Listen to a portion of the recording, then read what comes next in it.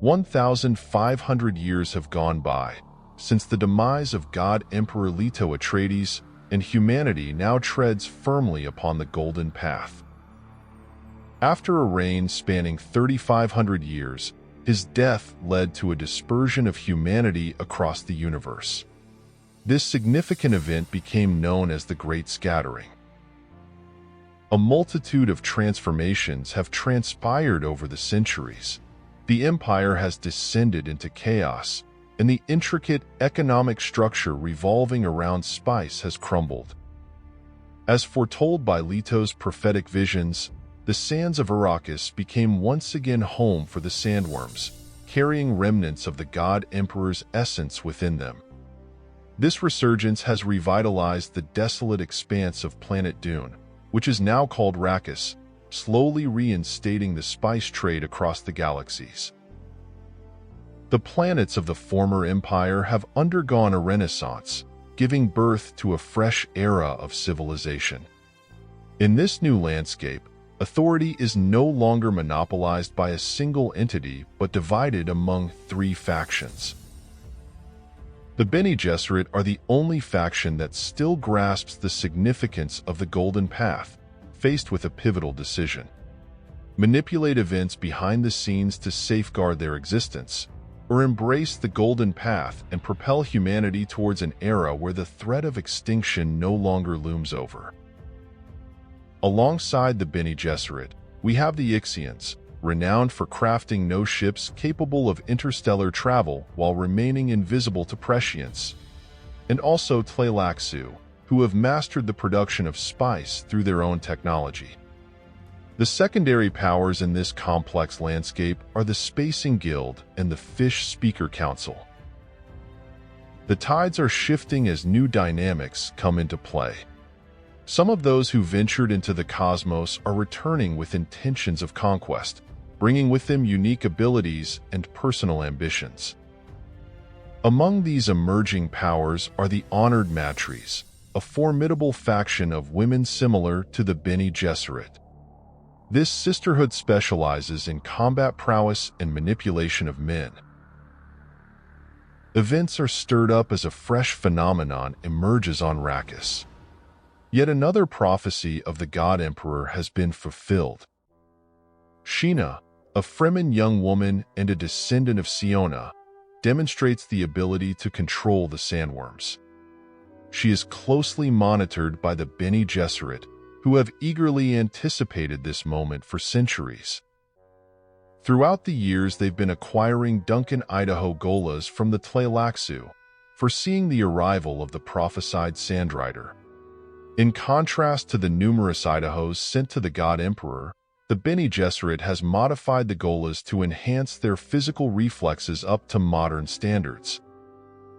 Their strategy is to use Duncan Idaho to gain control over Sheena, recognizing her immense potential to become a divine figure. The Bene Gesserit knows that the people will worship her, so they hope to ultimately gain control over the masses through her. Mother Superior Taraza, the current leader of the Bene Gesserit, summons Miles Teg from retirement and assigns him the duty of safeguarding the new Duncan Gola. Miles is the offspring of a Bene Gesserit Reverend Mother, and also a descendant of Siona, serving as the commanding Bashar of all the Sisterhood's forces. The task of protecting Idaho is not an easy one, given the history of the previous 11 Golas, all of whom were assassinated by the Tleilaxu upon reaching maturity. Additionally, Taraza entrusts Reverend Mother Darwi Odrade with overseeing the Bene Gesserit order on Arrakis. She is regarded as somewhat unpredictable within the sisterhood and possesses a limited form of prescience inherited from her Atreides lineage. She also defies conventional Bene Gesserit norms by openly displaying emotions and acknowledging love as a potentially valuable human trait.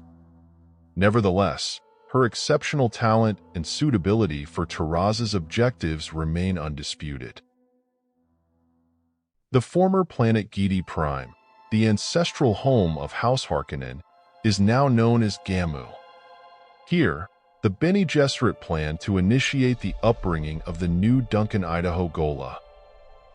Reverend Mother Lucilla, a young member of the Sisterhood, is tasked by Terraza to educate this Gola and secure his allegiance. But this is a huge challenge due to internal conflict within the Bene Gesserit ranks. A minority holds strong reservations regarding the Duncan Idaho Golas, viewing them as a potential threat. Reverend Mother Xuanyu, one of the leaders of this group, is entrusted to deal with this Gola. Ultimately, Lucilla must neutralize any disruption orchestrated by this group and shield Idaho from potential harm. It turns out it's too late. By the time Lucilla reaches Gamu, she finds Duncan Idaho already tainted by Xuanyu. He harbors a deep resentment towards the Bene Gesserit, yearning to break free from their manipulation. Remarkably perceptive, he has already come to realize that he is a Gola. Meanwhile, the Tleilaxu have a council meeting.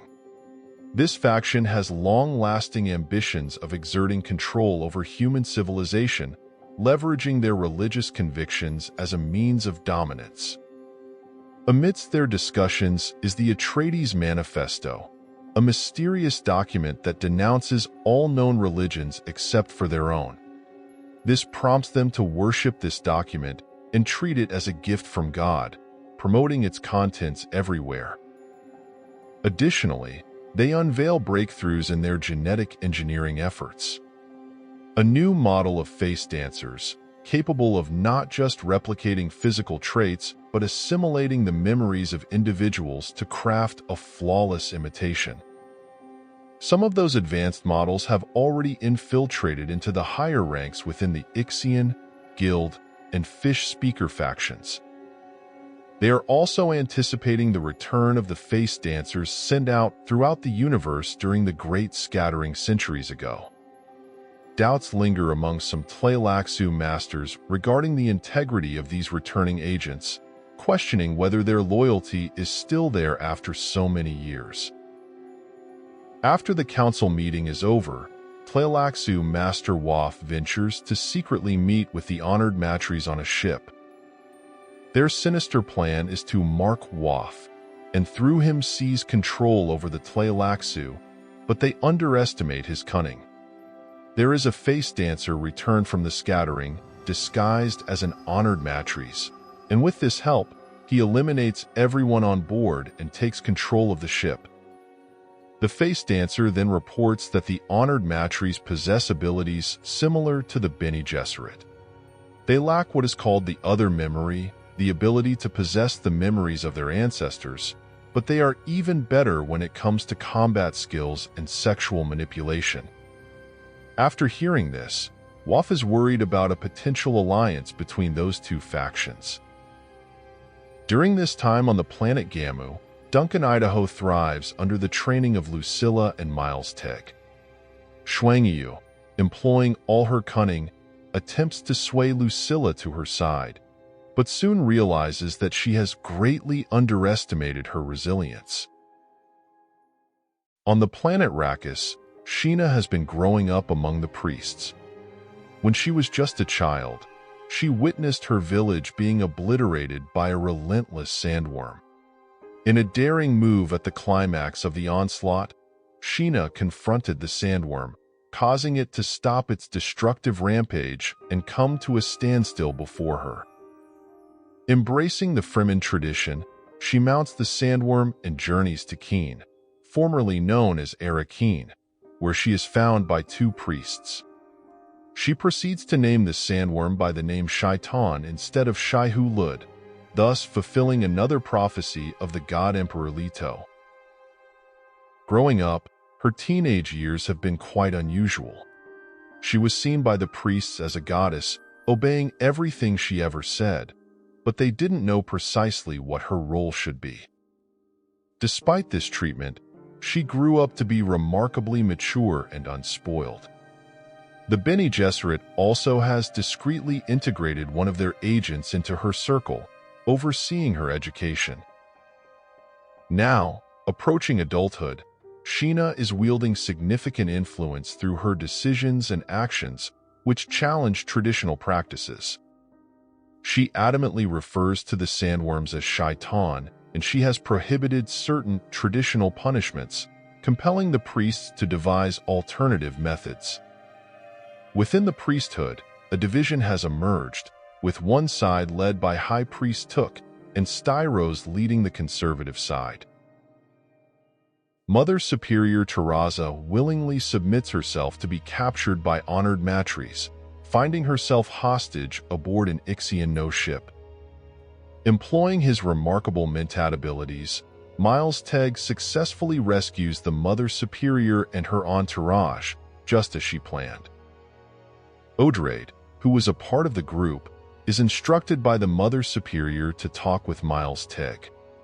It is revealed that she is one of his daughters, and also she is the one who wrote the Atreides Manifesto. On Arrakis, Sheena faces an ambush, but she narrowly escapes thanks to the Bene Gesserit's timely interference. Ultimately, they become the unofficial authority over the priesthood, assuming responsibility for Sheena's education and protection. Atreides is chosen by the Mother Superior to be the sisterhood's leader on Arrakis, and she personally mentors Sheena in the ways of the Bene Gesserit.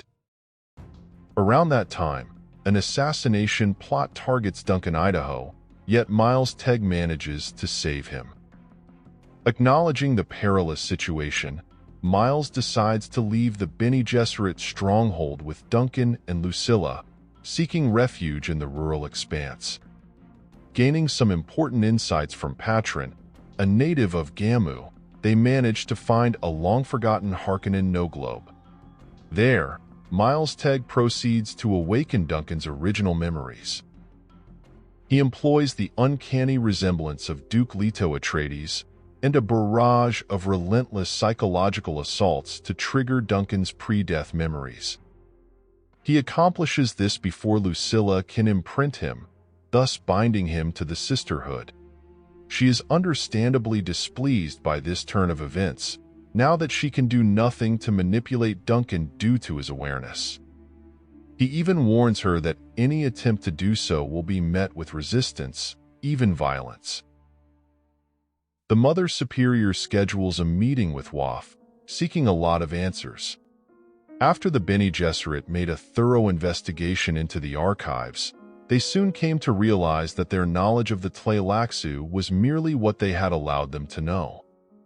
There are even suspicions that they might have infiltrated Golas into their ranks, but that remains an uncertainty. Teraza takes a risky move, blackmailing Waff with her awareness of the Tleilaxu's involvement in the demise of Honored Matres, a fact she confirms only upon observing his reaction. He is compelled to divulge what he knows about them, and when pressed regarding Duncan Idaho, he confesses the Tleilaxu's manipulation of him for their own agenda. As the meeting comes to an end, the Mother Superior realizes by chance that Waff is a secret Zensuni, granting the Bene Gesserit a key insight into their age-old rivals. She then arranges to meet again with him. Waff arrives on Arrakis, and during a tense meeting with Took and Atreides, he becomes overwhelmed with fear, attempting to eliminate both of them. Though he manages to assassinate Took quite easily, due to the element of surprise, Atreides proves to be on another level, not only evading his assault, but also breaking both his arms in retaliation.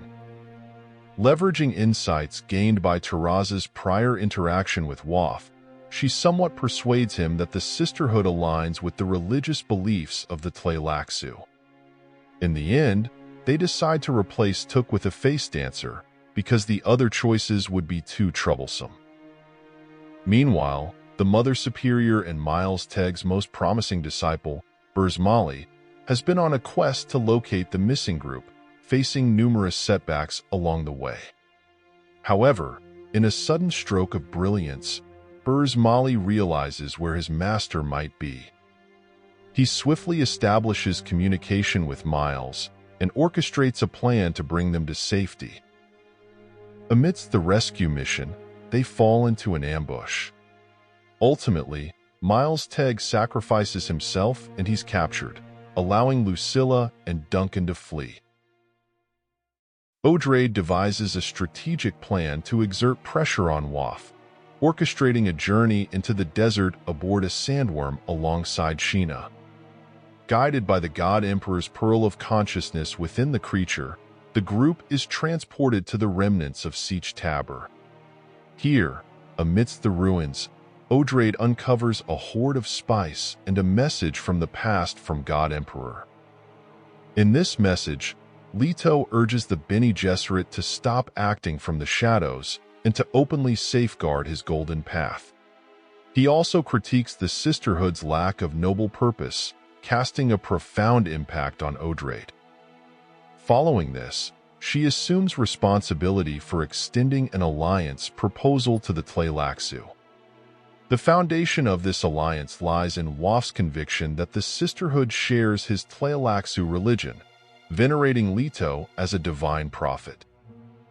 As part of the pact, the Bene Gesserit agree to provide breeding sisters for integration into the Gola breeding programs. In return, they secure access to one of their spice production machines. This triggers turmoil within the Bene Gesserit ranks, with some advocating for Atreides' assassination. The Mother Superior is troubled by this development, ultimately deciding to journey to Arrakis to determine whether to endorse Atreides' strategy or to take more drastic measures. On Gamu, Miles Tegg finds himself subjected to interrogation and torture, but amidst this ordeal, he uncovers an ability inherited from his Atreides lineage. He has the capacity to accelerate his physical and cognitive reactions to extraordinary speeds. This newfound skill grants him the means to break free from his restraints and dispatch his captors with lethal precision. However, the burst of acceleration leaves him drained, necessitating an immense intake of food to restore his depleted energy reserves. Meanwhile, Duncan Idaho tries to leave planet Gamu and he disguises himself as a Tleilaxu master. His plan doesn't work very well as he falls victim to an ambush, finding himself taken hostage. The Mother Superior is concerned about the potential need to eliminate Atreides, but upon her arrival on Arrakis, she realizes that Atreides is following the plan. Taraza harbors a desire to destroy the planet Arrakis, convinced that the God Emperor's influence still shackles humanity to a predetermined path through the sandworms. Her vision entails liberating humanity to explore its boundless potential. The destruction of Arrakis would render the Bene Gesserit entirely reliant on the Tleilaxu for the indispensable spice, thus forging an alliance with them to secure their supply. Impressed by Sheena's potential during the assessment, Taraza also contemplates a secondary strategy of dispersing sandworms onto other planets with her help. During an audience with the Mother Superior, Waff realizes he has no control over his Took face dancer. Basically, the copy is so flawless that it has lost awareness of its true identity as a face dancer. Lucilla and Burzmali arrive at a secured sanctuary of the Bene Gesserit, only to find it under the control of the Honored Matres. A young member of the Sisterhood named Merbella mistakes Lucilla for one of her own due to a stolen robe she wears and welcomes her as an observer. Merbella then attempts to seduce their hostage, Duncan Idaho. As this unfolds, a Tleilaxu conditioning within Duncan is activated, which overwhelms her with intense pleasure. Despite recognizing the threat posed by Duncan to the Matres, she finds herself unable to eliminate him. Seizing the opportunity, Lucilla incapacitates her with a swift blow, rendering her unconscious. The long-awaited assault on Arrakis by the Honored Matres unfolds, claiming the life of the Mother Superior in the initial onslaught, as she succumbs to the searing blasts of lost guns. Amidst the chaos, Atreides seizes the opportunity to intertwine her consciousness with Taraza, gaining all her memories. Together with Sheena, she flees into the vast desert atop a colossal sandworm. After evading capture for some time, Miles Teg eventually seeks refuge in what he believes to be a secure hideout, only to find it overrun by the Honored Matres. Confronting them face to face, he is repulsed by their moral degradation and disregard for humanity. Recognizing his potential significance to their cause, the Sisterhood opts to mark him, incorporating him into their schemes. Now aware of his newfound ability, Miles Teg bides his time until the designated Honored Matre arrives to claim him, at which point he unleashes his fury upon the compound. After that, he embarks on a quest to secure some allies for his getaway from Gamu. This leads him to encounter a band of former soldiers who have united against the Honored Matres. Collaborating with them, Miles Teg orchestrates an assault on a no-ship, successfully seizing control of it. With the aid of his newfound allies, he manages to rescue Duncan and Lucilla, escorting them along with the captured Honored Matres to Arrakis. They arrive on time, finding Odrade and Sheena riding the giant sandworm. They embark on Miles Teg's no-ship, and he initiates a final defense of Arrakis, strategically aimed at drawing the fury of the Honored Matres. Just like Terraza had planned, the Honored Matres launched a devastating assault, resulting in the obliteration of the planet and its sandworms. Their primary target was Miles Teg, recognizing his formidable abilities showcased during his escape from Gamu. After this devastation, only one sandworm survives, the one that escaped on board the ship, controlled by Sheena. Ultimately, this sandworm is submerged in a blend of spice and water, turning it into sand trout.